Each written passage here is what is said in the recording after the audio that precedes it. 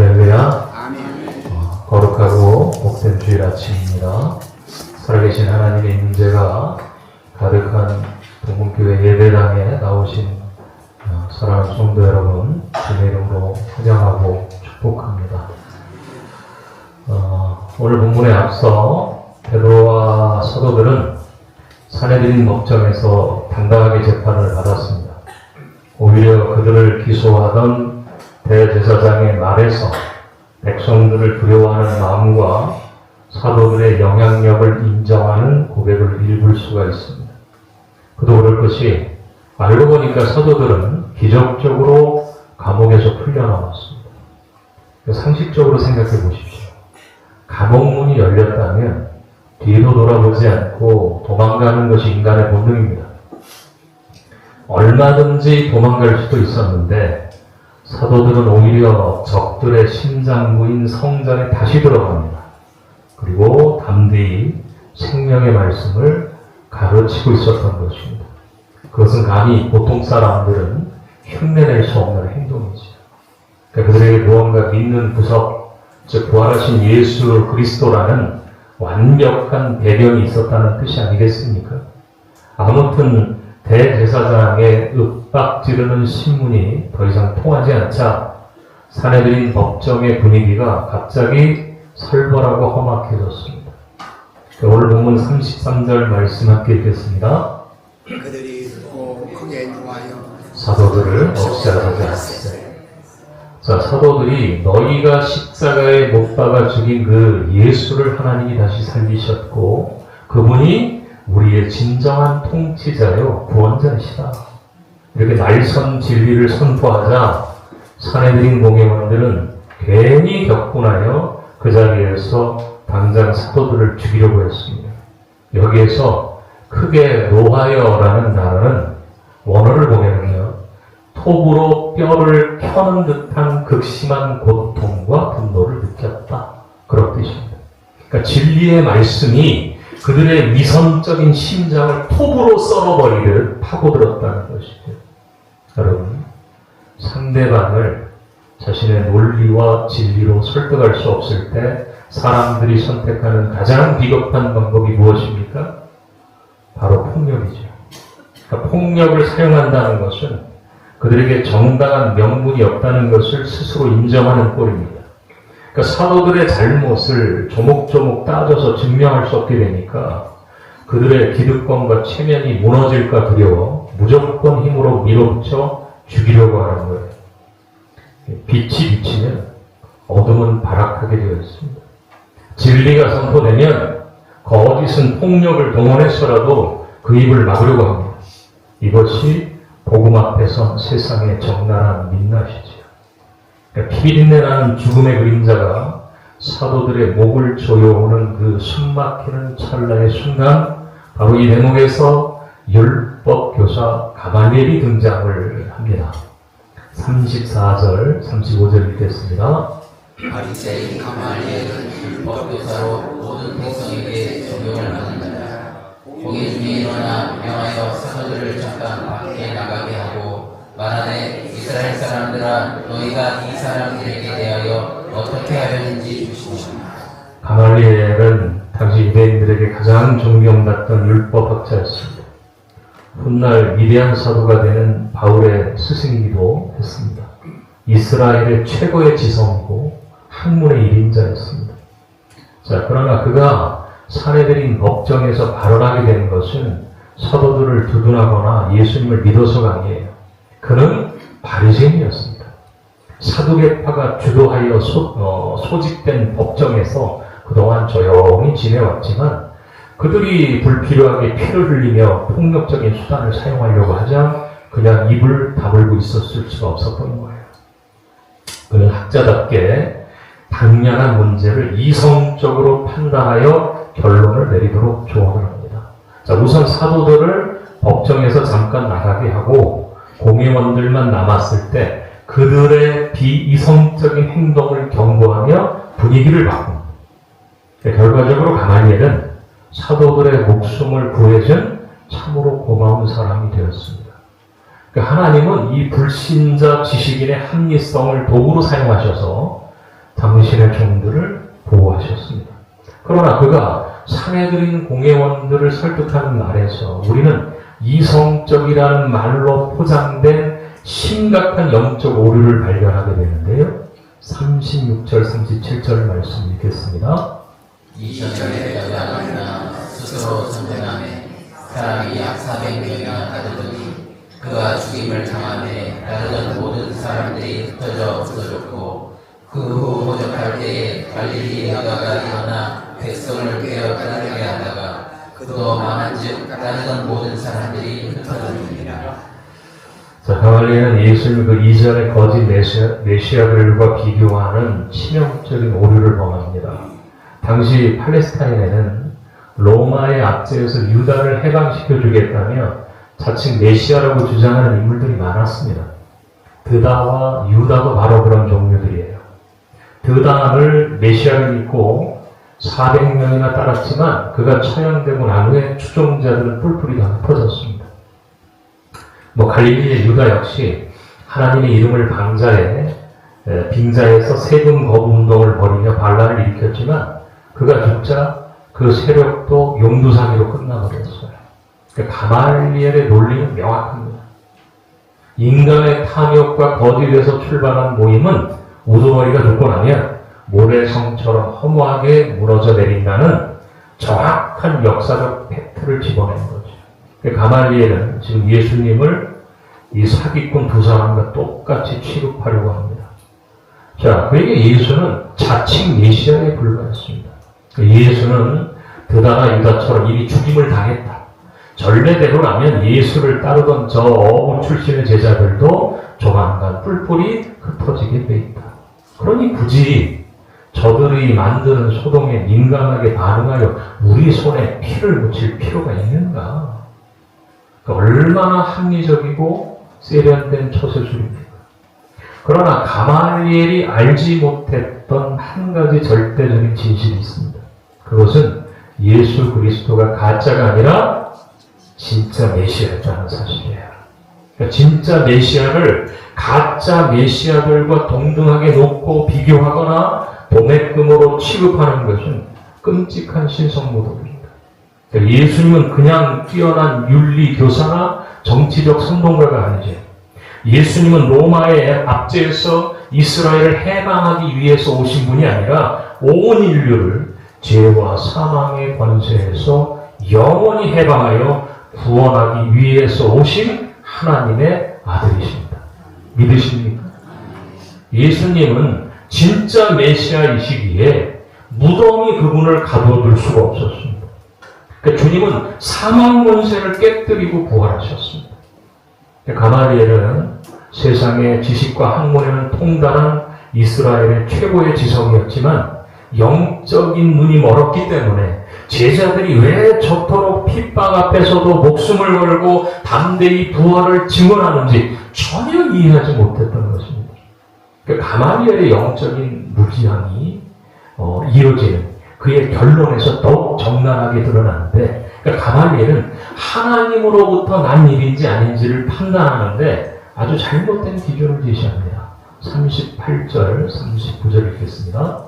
이제 내가 너에게 말하니 이 사람들을 상관하지 말고 버려두라. 이 사람과 이 소행이 사람으로부터 났으면 무너질 것이요 만일 하나님께로부터 났으면 너희가 그들을 무너뜨릴 수 없겠고 도리어 하나님을 대적하는 자가 될까 하노라. 가말리엘은 눈에 보이는 성공과 실패를 따라서 그것이 하나님에게서 온 일인지 아닌지를 판단할 수 있다는 궤변을 내놓았습니다. 만일 인간에게서 난 계획이라면 반드시 실패하게 되어 있고 하나님에게서 난 계획이라면 반드시 성공하게 되어 있으니 섣불리 개입하지 말고 그냥 가만히 지켜보자는 것입니다. 얼핏 들으면 아주 신앙적이고 지혜로운 말처럼 들립니다. 실제로 사내들인 공회원들은 그 말에 설득돼서 사도들을 죽이지 말고 놓아주게 됩니다. 그러나 성도 여러분, 가말리엘의 논리는 진리 탐구가 아니라 철저한 구경꾼의 논리일 뿐입니다. 그는 사실 사도들이 행하는 일이 하나님에게서 난 것이라고는 조금도 생각하지 않았습니다. 그는 단지 이 골치 아픈 문제에 엮여 자기 손에 피를 묻히고 명성의 흠집이 나는 것을 피하려고 관망하는 태도를 취했을 뿐이에요. 그 단테 신곡에 보면 이런 유명한 구절이 나옵니다. 지옥의 가장 뜨거운 자리는 도덕적 위기의 순간에 중립된 자들을, 중립을 지킨 자들을 위해 예약되어 있다. 단테는 왜 차라리 악을 행한 자들보다 이도저도 아닌 중립을 지킨 구경꾼들을 이토록 무섭게 정죄했을까요? 그들은 선을 노골적으로 핍박하지는 않았지만 그렇다고 선을 위해 단 한 번도 피 흘려 싸워본 적이 없는 그 지독한 이기주의자들이기 때문입니다. 오직 자기의 안위와 어떤 평판만을 지키기 위해 진리가 짓밟히는 위기의 순간에 뒤로 쏙 빠져있던 비겁한 기회주의자들이었기 때문이죠. 여러분, 십자가의 복음 앞에서는 적당한 중립이란 결코 존재할 수가 없습니다. 예수님께서도 마태복음 12장 30절에 분명히 선포하셨어요. 나와 함께 아니하는 자는 나를 반대하는 자다. 그러니까 요한계시록에 등장하는 라오디게아 교회를 향해서도 주님이 뭐라 그랬습니까? 네가 차지도 아니하고 뜨겁지도 아니하는도다. 내가 이같이 미지근하여 차지도 아니하고 뜨겁지도 아니하니 내 입에서 너를 토하여 버리리라. 무섭게 경고하셨습니다. 그러니까 가말리엘처럼 나는 앞장서서 교회를 핍박하지는 않으니 이 정도면 교양 있고 합리적인 사람이라 착각하면 안 됩니다. 영혼들이 죽어가고 진리가 무너지는데 내일 아니니까 팔짱 끼고 지켜보는 것, 십자가의 좁은 길을 걸으며 피 흘리기를 거부하고 그저 세상과 적당한 거리를 유지하려는 그 미지근한 중립이야말로 예수님을 향한 완벽한 거부요 가장 교만한 불신앙이라는 거예요. 그 더 심각한 문제는 가말리엘의 판단 기준입니다. 어떤 일의 성공과 실패를 보면 그것이 하나님이 하시는 일인지 알 수 있다고요? 그렇다면 묻고 싶습니다. 그 최종 결과를 겨우 100년도 살지 못하는 악기 같은 인생이 감히 어떻게 다 헤아려서 판단할 수 있다는 말입니까? 하나님의 일은 며칠 만에, 몇 년 만에 결론이 나지 않아요. 때로는 몇십 년, 몇백 년의 세월을 뛰어넘어 이렇습니다. 그러니까 아브라함에게 주신 약속이 성취되는 과정을 보십시오. 하루아침에 이루어졌습니까? 이삭 하나를 얻는 데만 25년이 걸렸고 하늘의 별처럼 많은 후손을 주신다는 약속은 수백 년의 노예 생활을 거친 후에야 비로소 형태를 갖추기 시작했어요. 게다가 눈에 보이는 성공이 반드시 하나님이 하시는 일의 증거입니까? 그러니까 성공의 기준이 대체 뭡니까? 양적인 부흥과 건물의 크기, 물질적인 풍요와 사람들의 박수갈채가 하나님이 함께 하시는 기준입니까? 자, 만약 가말리엘의 논리대로라면 눈물의 선지자 에레미야는 평생 사람들에게 버림받고 감옥에 갇혔으니 철저한 실패자요 가짜 선지자입니까? 가말리엘의 눈으로 보면 십자가에서 발가벗겨진 채 온갖 조롱을 당하며 처참하게 피 흘려 죽어가신 예수님의 십자가 사건은 이 세상에서 가장 비참한 실패요 사람으로부터 난 사기구로 봐야 마땅합니다. 사랑 여러분, 오늘날 세상은 철저한 결과지상주의에 빠져 있습니다. 과정이 어찌되었든 남을 밟고 편법을 쓰든 결과만 좋으면 모든 것이 용서받고 박수받는 세상이에요. 그런데 안타깝게도 오늘날 교회 안에도 이런 가말리엘의 결과지상주의가 얼마나 깊숙이 침투되어 있습니다. 헌신을 해도 내가 이만큼 헌신했으니 하나님이 내 사업에 이런 복을 떨어뜨려 주셔야지 이렇게 계산을 합니다. 기도를 해도 내가 이렇게 100일 작정 기도를 했으니까 내 자식이 반드시 좋은 직장, 좋은 대학에 붙어야지 결과만 바라봅니다. 만약 내가 원하는 결과가 나오지 않고 눈앞에 실패가 펼쳐지면 하나님이 안 계신가 보다. 내 기도가 실패했나 보다. 내가 지금까지 헛고생했네. 쉽게 돌아서 버립니다. 복음을 위해 치열하게 십자가를 져야 될 순간에는 나는 손해보기 싫어. 유난 떨지 말고 가만히 지켜보세요. 팔짱을 낀 채 구경꾼으로 전락해버립니다. 그러나 여러분, 하나님의 셈법은 세상의 계산기와 완전히 달라요. 하나님은 우리의 성공을 보시는 분이 아니라 십자가를 향한 우리의 충성을 보시는 겁니다. 믿으십니까? 결과가 내 눈에 뻔히 실패처럼 보이고 세상 사람들이 손가락질한다 할지라도 말씀에 이끌려 십자가의 좁은 길을 묵묵히 걸어가는 그 순종의 걸음 자체가 이미 하나님 앞에서는 가장 위대하고 영광스러운 성공이라는 것을 믿으시기를 바랍니다. 아무튼 가말리엘의 명성에 걸맞는 논리적인 설명에 사내들인 법정의 분위기는 완전히 바뀌어요. 그래서 그들은 사도들을 풀어주기로 결정합니다. 그런데 순순히 도와주지 않아요. 본문 40절 읽겠습니다. 그들이 옳게 여겨 사도들을 불러들여 재직질하며 예수의 이름으로 말하는 것을 금하고 노니 가말리엘의 말이 옳다고 동의했으면 깨끗하게 사과하고 풀어줘야지. 그들은 알량한 자존심과 공권력의 권위를 세우기 위해 억울한 사도들을 무자비하게 채찍질합니다. 여기서 말하는 채찍질은 학교에서 선생님께 엉덩이 몇 대 맞는 수준이 아니에요. 모세 율법 신명기 25장에 명시된 아주 무시무시한 태형입니다. 짐승의 뼈나 쇠자국이 달린, 쇠조각이 달린 이 가죽 채찍으로 등과 가슴을 39대나 내리치는데요. 살점이 뜯겨나가고 뼈가 드러나는 참혹한 고문이었습니다.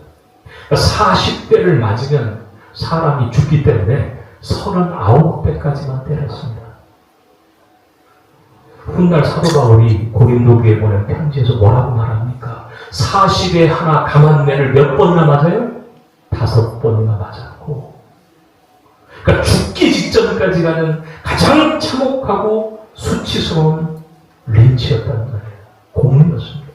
그러니까 사도들은 단지 예수님의 생명을 전했다는 이유만으로 아무런 죄도 없이 끌려와 온몸에 피투성이가 되도록 매를 맞았습니다. 수많은 무리 앞에서 수치와 조롱을 당했습니다. 한 번만 더 예수의 이름으로 입을 열면 다음번에는 정말 십자가에 매달아 죽이겠다. 살벌한 경고를 받았습니다. 극심한 육체의 고통과 숨막히는 공포 속에서 공회문을 나설 때 정상적인 사람이라면 어떤 반응을 보여야 됩니까? 세상의 권력에 겁을 먹고 트라우마에 빠져 숨어버리거나 아니면 억울함에 이를 가며 하나님, 내가 주님 말씀에 순종하여 성전으로 나간 죄밖에 없는데 왜 내가 이렇게 피투성인 채 나를 그렇게 내버려 두십니까? 울부짖고 원망하는 게 정상 아닙니까? 그런데 41절에 기록된 사도들의 반응은 기독교 역사상 가장 위대하고도 충격적인 역설의 진리를 우리에게 보여주는데, 우리 41절 말씀 함께 읽겠습니다.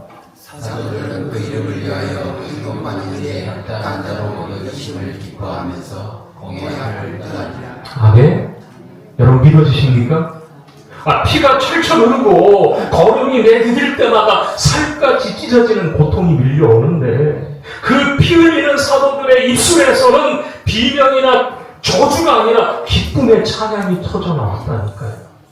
속으로 억지로 참는 것이 아니라 정말로 너무나 감격하여 기뻐하며 공의 앞을 떠났다는 겁니다. 도대체 무엇이 그들을 이토록 미치도록 기뻐하게 했을까요? 메시지 성경은 이 구절을 이렇게 번역을 해요. 예수의 이름 때문에 치욕당하는 영예를 얻었기 때문이다. 아니, 그들은 치욕스러운 매를 맞았을 뿐만 아니라 만왕의 왕이신 예수 그리스도를 위해 고난받을 수 있는 엄청난 특권을 얻었다고 생각을 한 거예요. 자, 여기서 우리는 특별히 베드로의 과거를 한번 떠올려 봅니다. 불과 얼마 전에 겟세마네 동산에서 예수님이 붙잡히시던 그날 밤, 대제사장의 뜰에서 어린 여종의 말 한마디에 소스라치게 놀라 예수님을 3번이나 모른다고 부인하고 저주했던 자가 바로 누구예요? 베드로였습니다.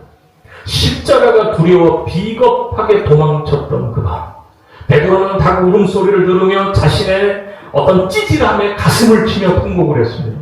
나는 실패자, 나는 비겁한 놈이다, 나는 주님을 따를 자격이 없는 배신자. 그 지독한 죄책감과 수치감이 베드로의 영혼을 짓누르고 있었다는 거예요. 그런데 오늘 바로 그 베드로가 예수의 이름 때문에 매를 맞아요. 피가 튀고 살이 찢겨집니다. 뼈가 부서지는 고통이 밀려. 그런데 매를 맞으면 맞을수록 베드로의 가슴 속에서는 폭발적인 환희와 감격이 터져나오는 거예요. 야, 주님이 나를 버리지 않으셨구나. 나 같은 배신자, 비겁한 도망자에게도 주님을 위해 피 흘릴 수 있는 영광스러운 기회를 다시 허락해 주셨구나. 이제야 내가 주님의 진짜 십자가 군견이 되었구나. 여러분, 이것이 바로 용서받은 자의 감격입니다. 이것은 고통스러운 채찍이 아니라 주님을 배신했던 과거의 수치와 상처가 말끔히 씻겨내려가는 치유의 매맞음이었습니다. 그들은 세상의 채찍을 피해야 될 저주가 아니라 하늘에서 영원히 빛날 영광의 훈장으로 받아들였어요. 베드로가 훗날 자신이 쓴 베드로전서 4장에서 이 벅찬 감격을 성도들에게 이렇게 편지합니다. 사랑하는 자들아, 너희를 연단하려고 오는 불시험을 이상한 일 당하는 것 같이 이상히 여기지 말고 오히려 너희가 그리스도의 고난에 참여하는 것으로 즐거워하라. 너희가 그리스도의 이름으로 치욕을 당하면 복 있는 자로다. 영광의 영 곧 하나님의 영이 너희 위에 계시니라. 아멘. 그러니까 그리스도의 이름으로 능욕을 당하는 것은 내가 그만큼 하나님께 진짜 성도로 인정받았다는 가장 확실한 증거였습니다. 매를 맞고 수모를 당하면서도 오히려 기뻐 춤추는 이 무시무시한 복음의 야성, 이 압도적인 은혜의 무게 앞에서 사내들인의 권력자들은 완전히 길을 잃어버려요. 질려버린 거예요. 세상은 결코 이들을 감당할 자격이 없었습니다. 사랑하는 여러분, 오늘 우리는 사도들의 이 핏빛 기쁨 앞에서 우리의 연약한 신앙을 뼈아프게 점검을 해야 합니다. 우리는요, 조그만 일에도 얼마나 쉽게 자존심 상하고 상처를 입습니까? 우리가 세상에서 복음을 전하는 것을 주저하는 이유가 무엇입니까? 내 목숨이 날아갈까봐 두려워서입니까? 아니죠. 기껏해야 거절당하는 것에 대한 두려움 때문입니다. 내 예수 믿으라고 했다가 무시당하면 어떡하지? 친구가 나를 광신도 취급하면서 핀잔 주면 얼마나 창피할까? 이런 얄팍한 체면과 사람들의 시선이 두려워서 스스로 입을 꾹 다물고 있는 것은 아닙니까? 교회 안에서의 헌신은 또 어떻습니까? 교회를 위해 내 돈과 시간을 쪼개어 이름 없이 빛 없이 섬기다 보면 칭찬은커녕 도리어 사람들의 억울한 오해를 받을 때가 있습니다. 누군가의 가시돋친 말 한마디에 심장이 베일 때가 있습니다. 그럴 때마다 우리 속에서 어떤 마음이 올라옵니까? 내가 무슨 부귀영화를 누리겠다. 내 피 같은 시간 맞춰서 이런 수모를 경험한다. 내가 저 사람한테 어떻게 해줬는데 교회가 나한테 어떻게 이럴 수가 있나. 이런 자존심의 상처와 억울함이 밀려와서 당장이라도 직분을 던져버리고 도망치고 싶으셨던 적은 없으셨습니까? 사도들은 살점이 뜯겨나가는 채찍을 맞고도 그것을 훈장이라고 여겼는데 우리는 다른 사람의 가벼운 눈빛 하나, 속는 말 한마디, 내 알량한 자존심 하나 상한 것 때문에 받은 은혜 다 쏟아버리고 영적 침체에 빠져버립니다. 이것이 우리의 부끄러운 민낯이죠. 그러니까 여러분, 오늘 영적인 복음의 문을 뜨시기를 바랍니다. 여러분이 교회를 섬기다가 주의 복음을 전하다가 받는 그 억울함과 속상함, 사람들에게 받는 그 상처와 오해를 예수의 이름을 위해 받는 능력으로 해석할 때 놀라운 기적이 일어난다니까요. 내 자존심이 무너져 홀로 흘렸던 그 억울한 눈물은 하나님이 가장 기쁘게 흥양하시는 거룩한 예배가 될 줄로 믿습니다. 십자가를 지려다 사람들에게 인정받지 못해 찢어졌던 그 마음은 곧 예수님의 남은 고난을 내 몸으로 채우는 가장 영광스러운 천국의 훈장으로 바뀌는 거예요. 그러니까 여러분, 억울해하지 마세요. 그리고 사람의 위로 구하지 마십시오. 도망치지 마십시오. 오히려 주님, 나같이 어리석고 못난 죄인을 충성되이 여겨주셔서 교회의 십자가를 지고 예수의 이름 때문에 능력받게 하시니 참으로 감사합니다. 이것이 저의 영광입니다. 라고 엎드릴 때 우리는 세상을 이긴 사도들의 그 위대한 반열에 당당히 서게 될 줄로 굳게 믿습니다. 피투성이가 된 몸으로 풀려난 사도들은 그 벅찬 기쁨을 가슴에 품고 곧바로 어디로 달려갑니까? 이 위대한 사도행전 5장의 대미를 장식하는 42절의 말씀을 우리 다 같이 읽겠습니다. 그들이 날마다 성전에 있든지 집에 있든지 예수는 그리스도라고 가르치기와 전도하기를 그치지 아니하니라. 아멘. 그들은 상처를 치료하겠다는 병원으로 가지 않았습니다. 당분간 분위기가 험악하니 소나기는 피하자며 숨지도 않았습니다. 피가 채 마르기도 전에 그들은 가장 위험한 성전으로 다시 갔습니다. 그리고 성도들의 집으로 파고들었습니다. 그들이 거기서 한 일은 오직 하나였습니다. 예수가 그리스도이시다. 십자가에 달려 죽으시고 부활하신 예수님이 우리들의 유일한 구원자이시다. 그들은 날마다 하루도 빠짐없이 공적인 자리 성전에서나 사적인 자리 집에서나 이 생명의 진리를 가르치고 전도한 일을 단 1초도 그치지 아니하니라. 아멘. 세상의 그 어떤 무서운 핍박도 권력의 칼날도 뻗어나가는 이 복음의 거대한 행진을 결코 멈춰 세울 수가 없었어요. 오늘날 우리는 어떻습니까? 우리는 전도를 입에 올리기조차 부끄러워하는 위기의 시대를 살고 있습니다.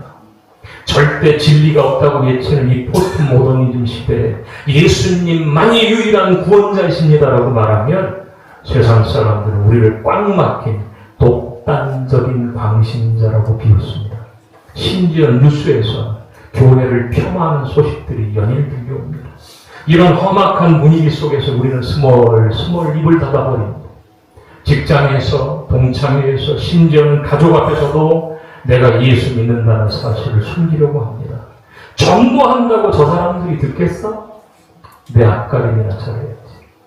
남에게 피해주지 말고 조용히 내 믿음이나 지켜야지. 이것이 오늘날 우리들의 변명입니다.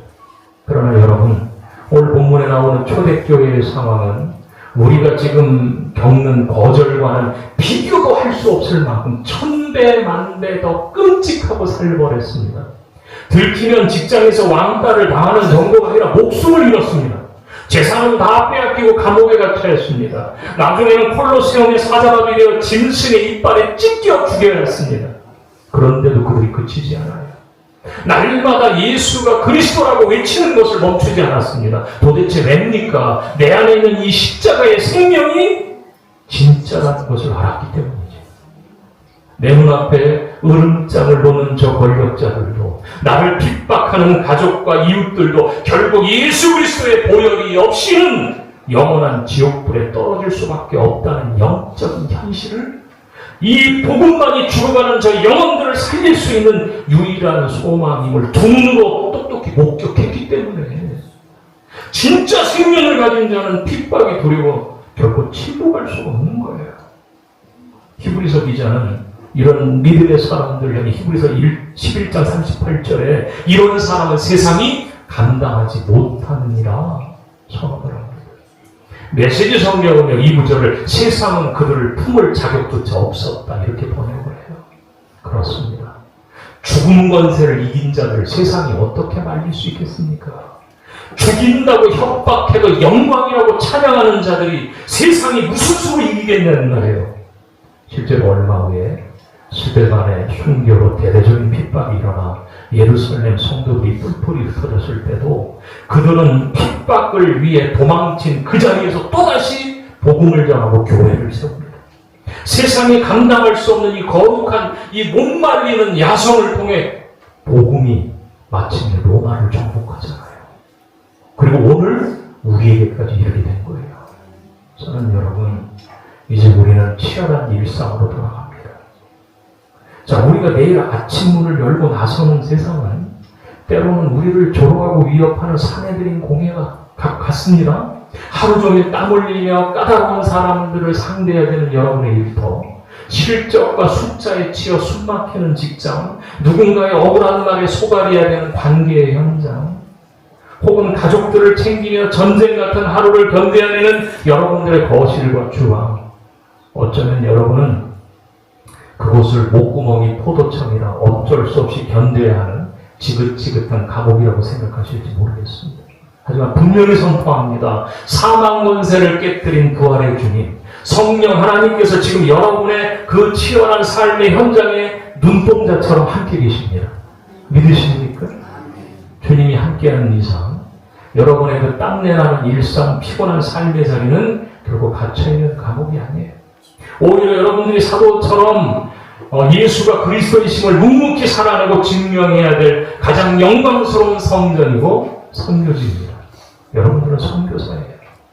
팍팍한 직장에서 나 혼자 살겠다고 동료를 밟고 일어서는 세상의 방식 대신 성령의 인도하심에 따라 십자가의 사랑으로 동료들의 짐을 억울하게 대신 져주십시오. 그냥.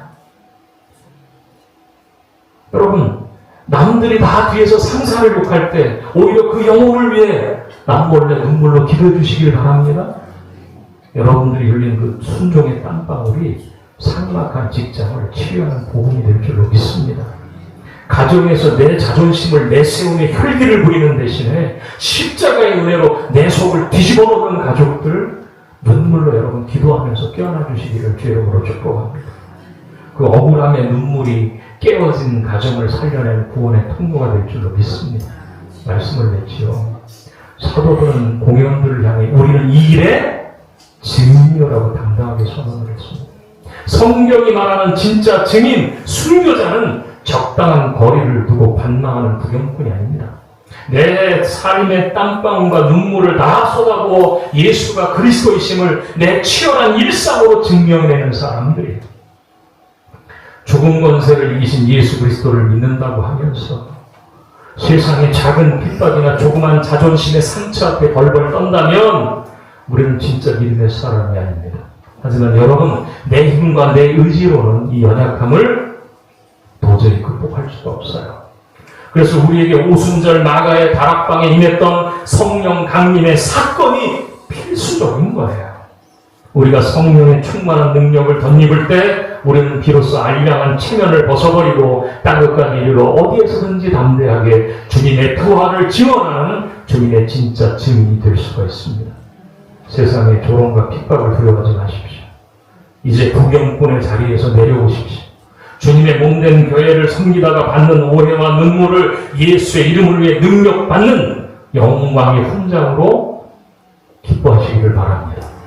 오늘 당장 내게 맡겨진 이 일상의 십자가를 짊어지고 치열한 삶의 현장으로 한 걸음 내디딜 때 성령께서 세상을 이길 압도적인 담대함을 폭포수처럼 부어주실 줄로 믿습니다. 이번 한 주간 구경꾼의 위선을 십자가 앞에 다 찢어버리시고요. 성전에 있든지 집에 있든지 직장에 있든지 현장에 있든지 여러분의 입술과 삶의 모든 자리에서 예수는 나의 그리스도이시다. 이 생명의 고백이 폭발적으로 터져나와 신체된 방주를 살리고 세상을 변화시키는 우리 동문교회에 멈출 수 없는 십자가 분병들이가 되시기를 부활하신 예수 그리스도의 이름으로 간절히 축원합니다. 기도하겠습니다. 살아계시고 역사하신 하나님 아버지, 오늘 거룩한 주일 우리를 죄재단으로 부르시고 생명의 말씀으로 잠든 영혼 깨워주시니 진심으로 감사합니다. 주님, 세상의 시선이 두려워 십자가와 적당히 거리를 두고 내 알량한 자존심과 체면을 앞세우며 쉽게 흔들렸던 우리 연약함을 불쌍히 여겨 주시옵소서. 능력의 주님, 이제 예배당 문을 나서며 치열한 일상으로 돌아가는 우리 동문교회 성도들의 심령에 성령의 불을 내려 주시옵소서. 어깨를 짓누르는 팍팍한 직장과 사업장, 그리고 가족들을 보듬어야 되는 평범한 가정이 바로 우리가 파송받는 거룩한 성전임을 잊지 않게 하옵소서. 교회를 섬기며 겪는 억울함이나 세상의 조롱 앞에서도 뒤로 물러서지 않게 하시고 사도들처럼 이를 예수의 이름 때문에 받는 영광의 훈장으로 기뻐하게 하옵소서. 우리 성도들이 매일의 삶 속에서 묵묵히 예수가 그리스도이심을 증명해내어 세상이 감당하지 못하는 믿음의 승리자로 이 한 주간 넉넉히 살아가게 하여 주옵소서. 우리의 영원한 구원자이시며 산소망이 되시는 우리 주 예수 그리스도의 이름으로 축복하며 기도하옵나이다. 아멘.